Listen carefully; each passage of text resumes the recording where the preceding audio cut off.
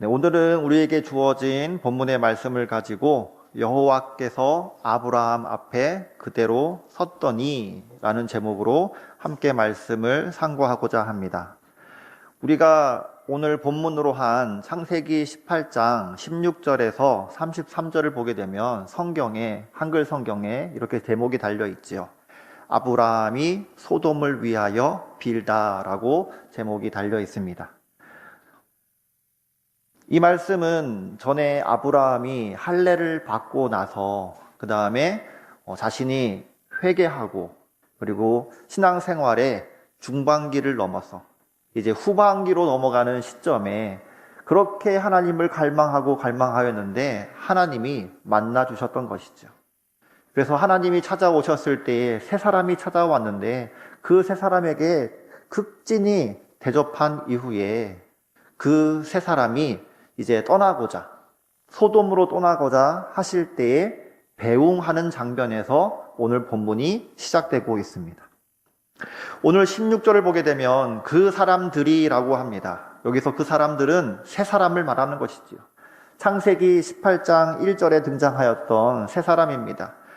18장 1절에 보게 되면 여호와께서 만물의 상수리 나무들이 있는 곳에서 아브라함에게 나타나시니라 라고 말씀합니다. 그러니까 여호와의 사자가 아브라함에게 나타나셨는데 그때 사람 셋이 등장했던 것이지요. 그러면 여기서 사람 셋은 누구를 말할까요? 성부, 성자, 성령이실까요? 아닙니다. 성자 예수님과 두 천사입니다. 우리는 19장 1절을 보게 되면 그것을 확인할 수가 있는 것이죠. 저녁 때에 그 두 천사가 소돔에 이르니, 그러니까 두 사람은 두 천사였고 나머지 한 사람만 하나님이었던 것입니다. 근데 하나님은 어떤 하나님이시냐? 특별히 여호와의 사자, 구약에 늘 등장하시던 성육신 하시기 이전의 예수님, 바로 성자 예수님이신 줄로 믿습니다. 성경은 우리에게 말합니다. 본래 하나님을 본 사람은 아무도 없다라고 합니다. 다만 성자 예수님을 봤을 뿐이다 라고 말하는 것이죠. 오늘 아브라함은 그렇게 성자 예수님, 성육신 하시기 전에 그 예수님을 만나는 장면 속에서 대화가 이어지고 있는 것을 보게 됩니다. 16절과 17절에 보십시오. 이렇게 말씀합니다. 그 사람들이 거기서 일어나서 소돔으로 향하고 아브라함은 그들을 전송하러 함께 나가니라. 여호와께서 이르시되 내가 하려는 것을 아브라함에게 숨기겠느냐라고 말씀하십니다. 하나님께서는, 특별히 우리 예수님께서는 아브라함에게 모든 것을 알려주고 싶었던 것이지요. 특별히 앞으로 내가 소돔에 대해서 어떻게 할지, 소돔과 고모라의 일을 알려주고 싶으셨습니다. 그러면서 18절, 19절에 이렇게 말씀하시는 것이지요. 아브라함은 강대한 나라가 되고 천하 만민은 그로 말미암아 복을 받게 될 것이 아니냐. 내가 그로 그 자손과 권속에게 명하여 여호와의 도를 지켜 공의와 정의를 행하게 하려고 그를 택하였나니 이는 나 여호와가 아브라함에게 대하여 말한 일을 이루려 함이니라 라고 말씀합니다. 아브라함은 특별한 사람이야. 내가 선택한 사람이야. 특별히 아브라함은 내가 너를 강대한 나라로 만들 것이고 너는 천하 만민이 너로 인해서 복을 받게 하려고 내가 너를 선택했어 라고 하면서 그러니 너에게는 내가 아무것도 숨기지 않기를 원한다 라고 말씀하시는 것이죠. 특별히 성경에서 하나님과 벗이 되었다, 친구가 되었다라는 표현이 하나님과 대면했다라는 그 표현이 모세와 그리고 아브라함에게서 등장합니다. 그러니까 아브라함이 얼마나 예수님과 가까웠는지 우리는 이 본문을 통해서 확인할 수가 있는 것이지요. 특별히 그 이유가 뭐냐 하면 19절에 내가 그로 그 자식과 권속들에게 명하여서 여호와의 도를 지켜 공의와 정의를 행하게 하려고 한다라는 것이죠. 그러니까 나만 여호와의 길을 가는 것이 아니라 아브라함도 여호와의 길을 같이 걷게 하시면서 그 길을 같이 동행하시면서 공의와 정의를 행하게 하려고 한다라고 말씀하는 것이죠. 얼마나 복된 일입니까? 하나님이 가시는 그 길을 아브라함도 함께 하는 겁니다. 하나님이 가시는 거룩하고 복되고 의롭고 선하고 향기로운 그 길을 아브라함도 걷게 된다라는 것이지요. 그만큼 하나님께서는 이 아브라함을 특별하게 여기신 줄로 믿습니다. 마찬가지입니다. 우리 하나님께서 저와 여러분 사랑하실 때에 이렇게 사랑하신다는 것이지요. 하나님께서 친히 아브라함에게 나타나신 것처럼 저와 여러분에게도 친히 나타나셔서 말씀하시는 줄로 믿습니다. 오늘 이 시간에 아브라함에게 들려지는 이 말씀이 바로 저와 여러분에게 주시는 하나님의 말씀인 줄로 믿습니다. 우리로 하여금 여호와의 그 길을 걷게 하시고 공의와 정의를 행하게 하실 줄로 믿습니다. 우리 힘으로 하는 것이 아니라 오늘 찬양했던 것처럼 여호와 하나님께서 인도하시기에 우리에게 힘을 주시고 사랑을 주시기에 가능한 줄로 믿습니다. 그러자 18장 20절 21절에 이렇게 말씀합니다. 여호와께서 또 이르시되 소돔과 고모라에 대한 부르짖음이 크고 그 죄악이 심히 무거우니 내가 이제 내려가서 이 모든 행한 것이 과연 내게 들린 부르짖음과 같은지 그렇지 않은지 내가 보고 알려 하노라 라고 말씀합니다. 여호와 하나님께서 알려주시는 것이지요. 지금 우리가 소돔을 향하고 있는데 소돔을 향하는 이유는 무엇이냐면 그곳에서부터 부르짖음이 들려오고 있다. 신음소리가 들려온다는 것이지요. 그리고 그들에게 죄악이 너무나 크고 너무나 흥왕하였다라는 것을, 범람하였다라는 것을 다 알고 있다라는 것이지요. 그래서 이 사실이 정말 맞는지, 그들의 부르짖음이 정말 맞는지 그렇지 않은지 그 억울한 자들을 한번 살피러 가겠다라고 말씀하신다라는 것이지요.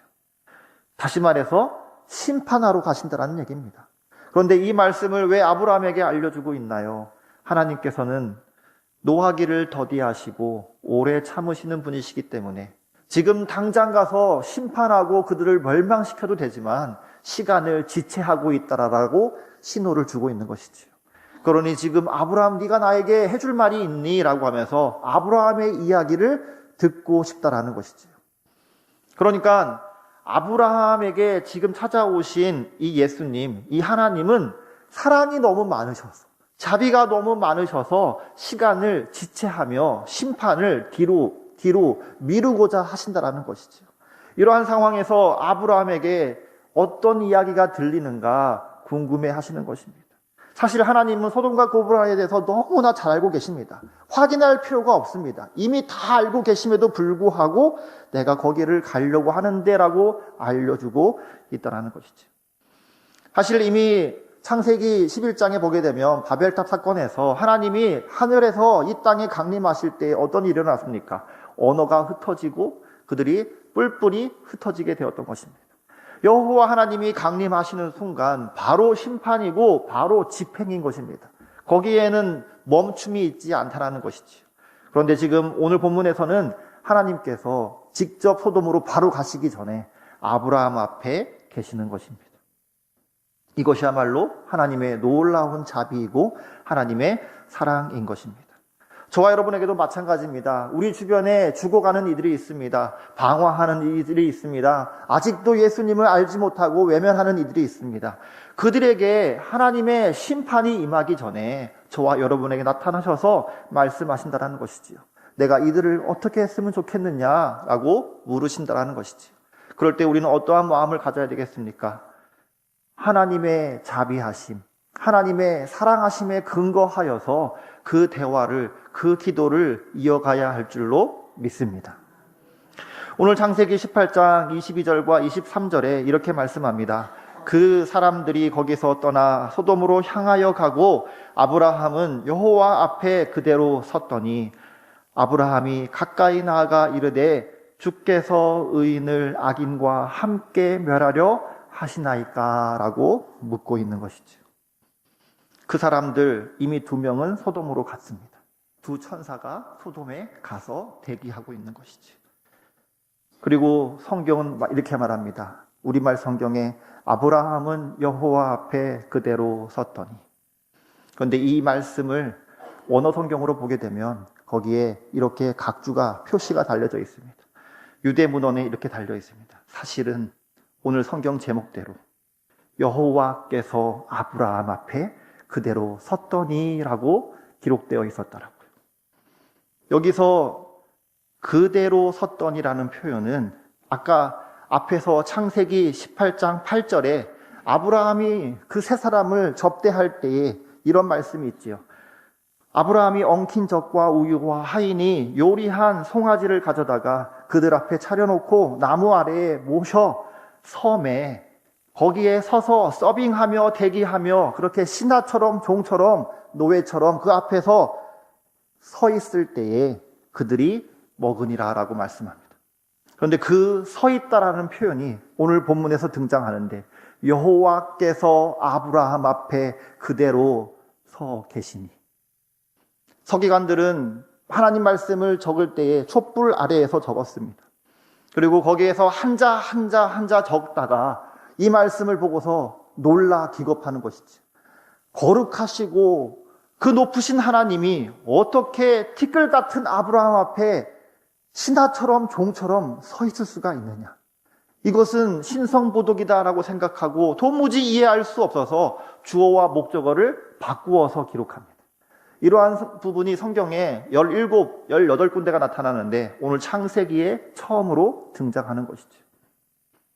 사랑하는 성도 여러분, 여호와 하나님께서 아브라함 앞에 그대로 섰더니라는 이 말씀은 하나님의 깊은 사랑이 표현된 것입니다. 하나님의 놀라운 헤아릴 수 없는 사랑이 나타나 있다는 것이죠. 저 하늘 높은 곳에 앉아 계셔도 부족하실 그 하나님께서 이 땅에 오신 것도 대단하신데 이 땅에 오셔서 아브라함 앞에, 그 티끌 같은 아브라함 앞에 종처럼 서 계신다라는 것은 너무나 아브라함을 사랑하고 소돔과 고모라를 너무나 사랑해서 그렇게 하신다라는 것이죠. 사랑하는 성도 여러분, 저와 여러분이 하나님 앞에 기도할 때에 내가 기도하는 것이 아닙니다. 하나님께서 내 앞에 내려와서 내 앞에 서 계시기 때문에 그 하나님 앞에 우리가 기도할 수 있는 것이지요. 친히 하나님께서 우리를 사랑하셔서 우리 앞에서 우리의 말에, 우리의 기도에 귀를 기울여 주시겠다라고 서 계실 때에 우리는 성령의 감동함으로 기도가 터져 나오는 것입니다. 아브라함은 이 하나님 앞에서 완전히 감격하고 굴복하여서 가까이 나아가서 기도합니다. 대제사장이 지성소에 들어가서 겸손히 간절하게 목숨을 걸고 기도했듯이 변호사가 자신의 사람을 변호하기 위해서 판사 앞에 최종적으로 홀로 앞에 나아가서 변호하듯이 마음을 다해서 아브라함은 기도하게 되었다라는 것이죠. 하나님께서 아브라함 앞에 서 계십니다. 두 천사는 이미 갔는데 하나님께서 아브라함 앞에 서 계시는 것이죠. 그럴 때 아브라함의 마음속에 그 하나님의 자비하심이 가득하게 됩니다. 그 하나님의 사랑이 얼마나 크고 놀라운지를 감격하게 되는 것이지요. 그때부터 소돔과 고모라를 향한 중보 기도가 터져 나오는 것입니다. 여러분, 소돔과 고모라를 생각하면은요, 기도할 수 없습니다. 그들의 범죄를 생각하면은요, 화가 납니다. 거룩한 분노가 끓어오릅니다. 도무지 용서할 수 없는 이들입니다. 그런데 아브라함이 그들을 위해서 기도했다는 것은 그의 마음속에 소돔과 고모라의 죄악에 대한 저항심과 분노보다 오히려 하나님의 놀라운 사랑에 압도되어서 거기에 굴복하였기 때문에 중보기도 한다는 것이지요. 우리가 기도할 때도 마찬가지입니다. 누군가를 위해서 기도할 때에 그 누군가를 생각하면서 그 사람의 허점과 나쁜 점과 허물을 생각하면 도무지 기도할 수 없습니다. 기도하다가도 기도가 멈춥니다. 하지만 하나님의 자비하심, 하나님의 사랑하심을 근거하여서 나를 이렇게 사랑하시고 나의 부족함을 아심에도 불구하고 내 앞에 서 계시는 그 하나님을 바라볼 때에 우리는 하나님의 놀라운 사랑에 감격하여 기도하게 되는 것이고, 그리고 나를 미워하는 이를 위해서도 기도할 수 있고 나에게 원수된 자를 위해서도 기도하게 되는 줄로 믿습니다. 아브라함은 이렇게 하나님 앞에 기도하기 시작하였습니다. 그 기도의 내용이 무엇인가요? 바로 하나님 앞에 기도한 것은 소돔과 고모라 가운데 의인이 있을 텐데 그 의인을 악인과 함께 멸하시는 것은 부당합니다라는 내용이죠.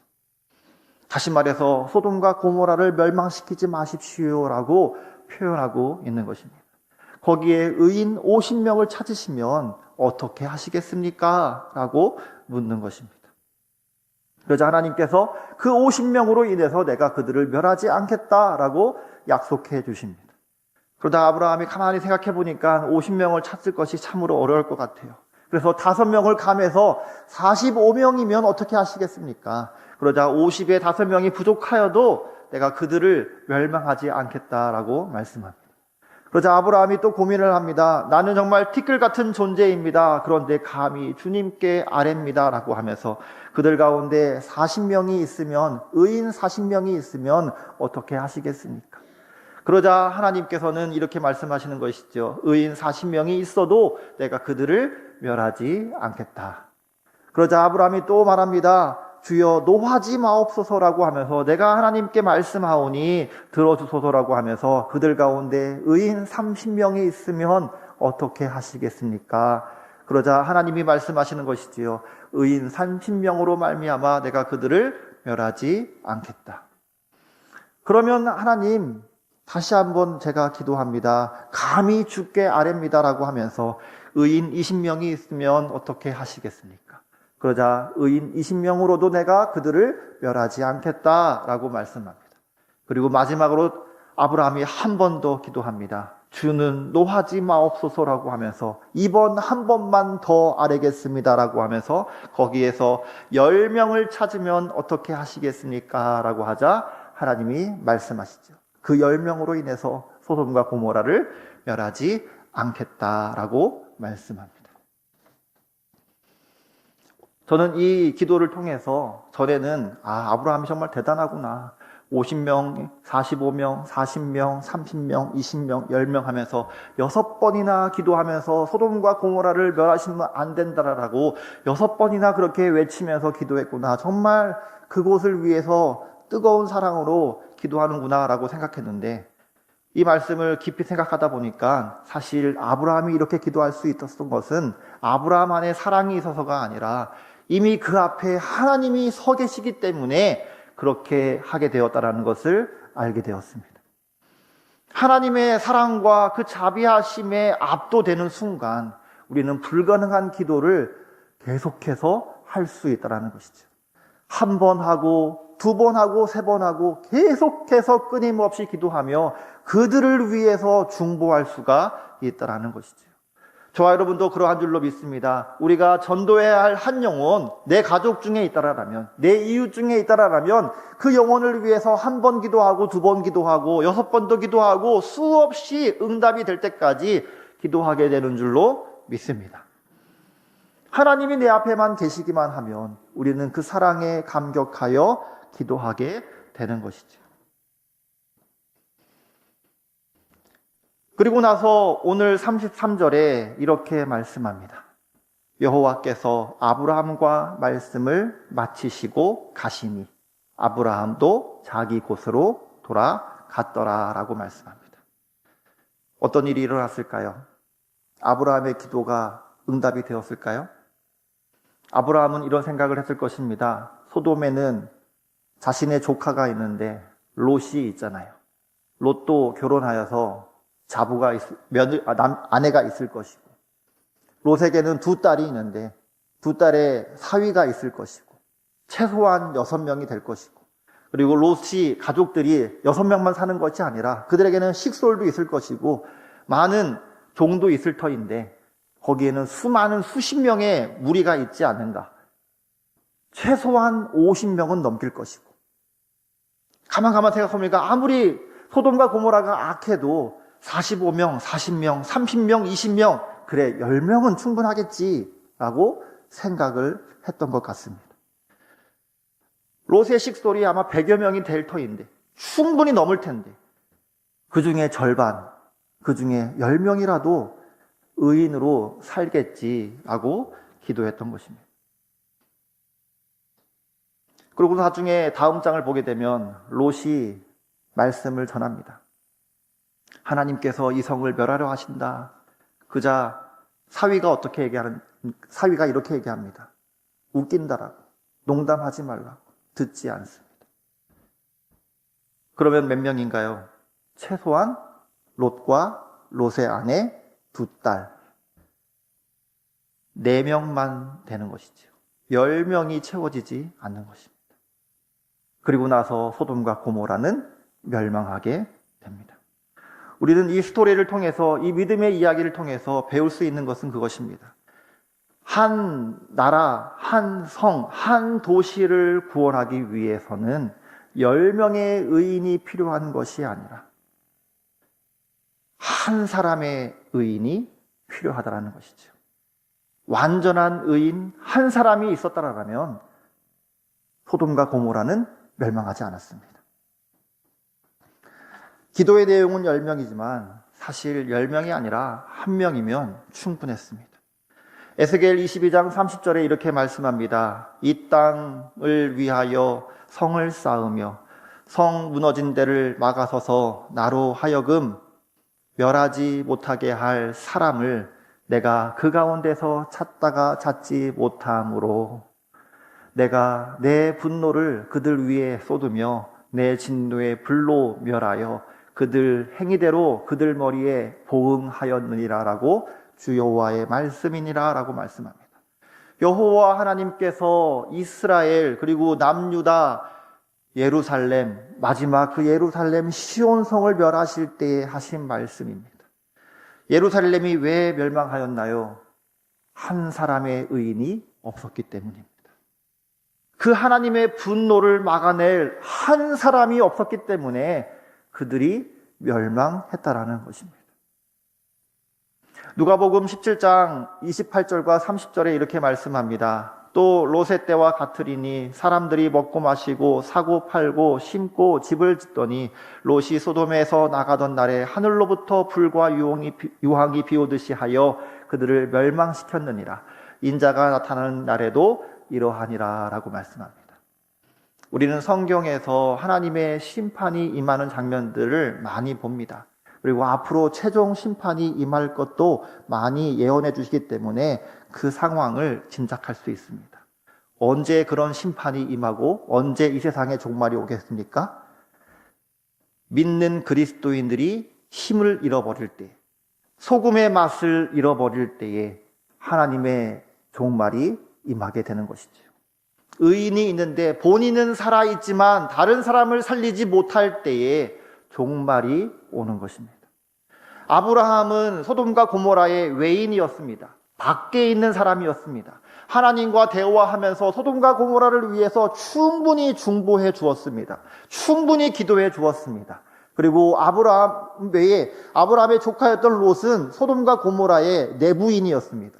그 안에서 의인으로 살면서 자신의 가족뿐만이 아니라 자신의 식솔뿐만이 아니라 자신의 이웃들에게까지 복음을 전하면서 하나님을 전하면서 함께하는 신앙 공동체를 잘 만들어서 영향을 끼쳤다라면 소돔과 고모라는 멸망하지 않았습니다. 그런데 아브라함의 기도가 충분했지만 아브라함이 소돔과 고모라로 가서 전도하지는 않았습니다. 오늘 33절에 보게 되면 하나님께서 소돔을 향하실 때 아브라함은 자기 집으로 돌아간 것이죠.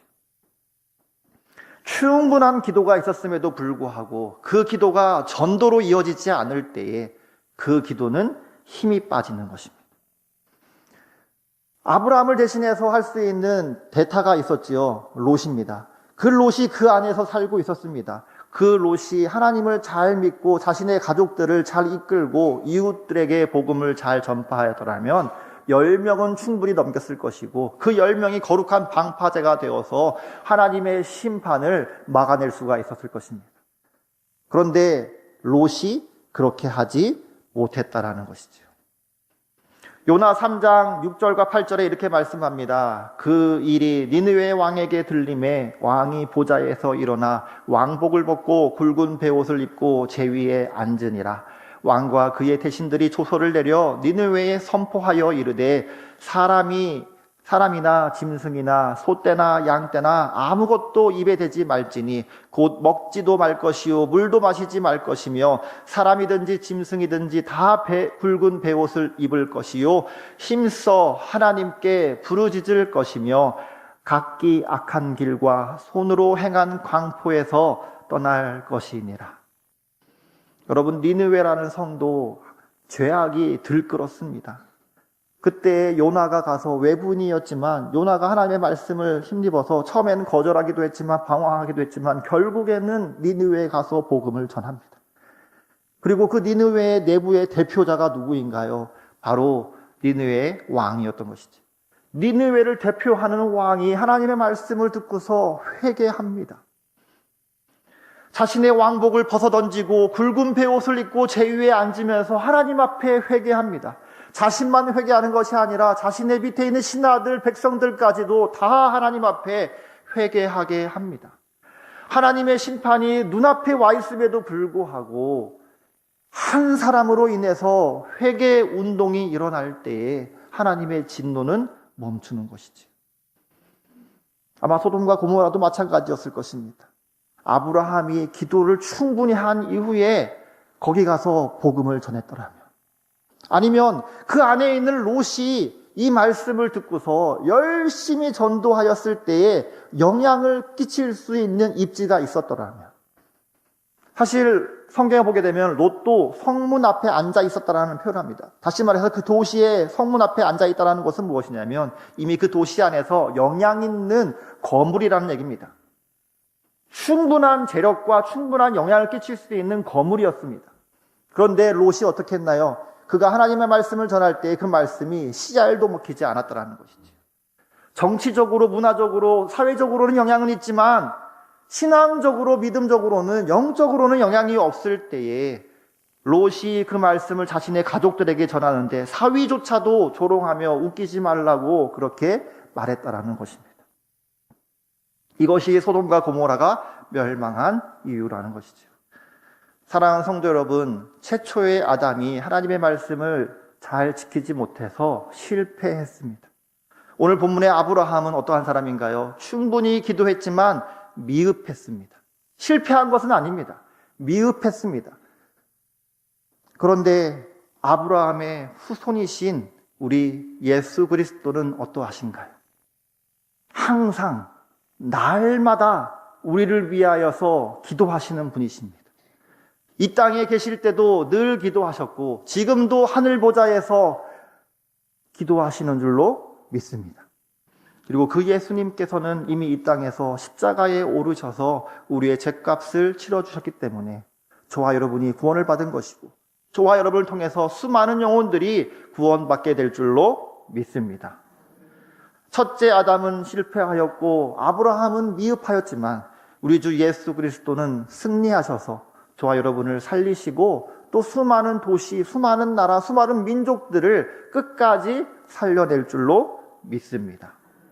히브리서 7장 25절에 이렇게 말씀합니다. 그러므로 자기를 힘입어 하나님께 나아가는 자들을 온전히 구원하실 수 있으니 이는 그가 항상 살아계셔서 그들을 위하여 간구하심이라. 우리 예수님께서 항상 살아계셔서 그들을 위하여, 저와 여러분을 위하여, 수많은 영혼들을 위하여 간구하시는 줄로 믿습니다. 우리 예수님은 기도하시는 것으로 멈추지 아니하셨고 이 땅에 오셔서 이 땅의 가장 낮은 곳에 내려오셨고 그리고 가장 비참한 십자가에 오르셔서 순종하시고 대신 죗값을 치루어 주신 것입니다. 로마서 5장 19절에 이렇게 말씀합니다. 한 사람이 순종하지 아니함으로 많은 사람이 죄인 된 것 같이 한 사람이 순종하심으로 많은 사람이 의인이 되리라. 아멘. 우리 예수님으로 인해서 저와 여러분이 의인되고 우리 예수님으로 인해서 수많은 영혼들이 의인되어서 모두가 다 의인된 자는 구원받게 되는 줄로 믿습니다. 사랑하는 성도 여러분, 우리는 사랑스러운 교회 성도이지요. 우리 교회는 참 좋은 교회입니다. 왜냐하면 기도 모임이 많습니다. 그런데 기도 모임이 많은데 기도만 하는 것이 아닙니다. 다른 교회는 기도만 하는데 우리는 전도의 현장에 나아가지요. 전도 현장에 나아가서 복음을 전합니다. 핍박이 있어도 어려움이 있어도 날씨가 좋지 않아도 우리는 전도합니다. 이 전도를 통해서 우리는 수많은 영혼들을 살릴 수가 있는 것이지요. 이 전도를 할 때 우리는 누구를 생각해야 되겠습니까? 오늘 본문의 아브라함의 기도를 생각해 보시고, 그리고 롯의 부족한 부분을 생각해 보십시오. 그러면 우리가 어떻게 해야 할지 답이 나옵니다. 그리고 예수님을 생각해 보십시오. 그 예수님을 바라보게 되면 우리가 어떻게 기도하고 어떻게 전도하고 그리고 어떻게 사람을 살려야 할지를 우리는 답을 얻게 되는 것이지요.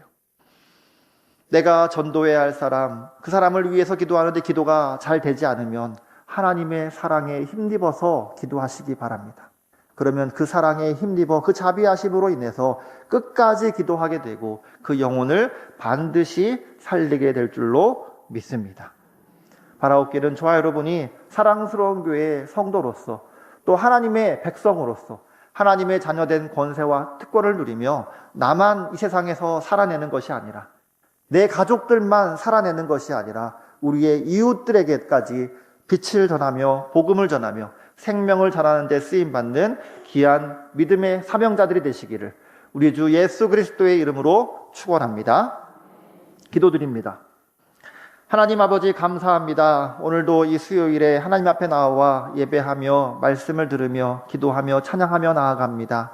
아브라함 앞에 우리 하나님께서 친히 그대로 서 계셨던 것처럼 그 놀라운 사랑을 힘입어서 오늘도 하나님 앞에 기도하게 하여 주시고 기도하면서 전도의 현장에 나아가게 해주시고 또 그곳에서 아름답고 귀하게 쓰임받음으로 말미암아 복음의 결실을 맺는 우리 모두가 될 수 있도록 은총을 더하여 주시옵소서.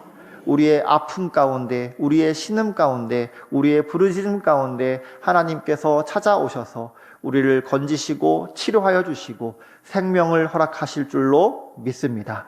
그 놀라운 일들 가운데 우리도 함께 쓰임받으며 거룩하고 복되신 여호와의 길을 함께 걷는 복된 믿음의 사람들이 될 수 있도록 은총을 더하여 주시옵소서. 감사하오며 우리 주 예수 그리스도의 이름으로 기도하옵나이다. 아멘.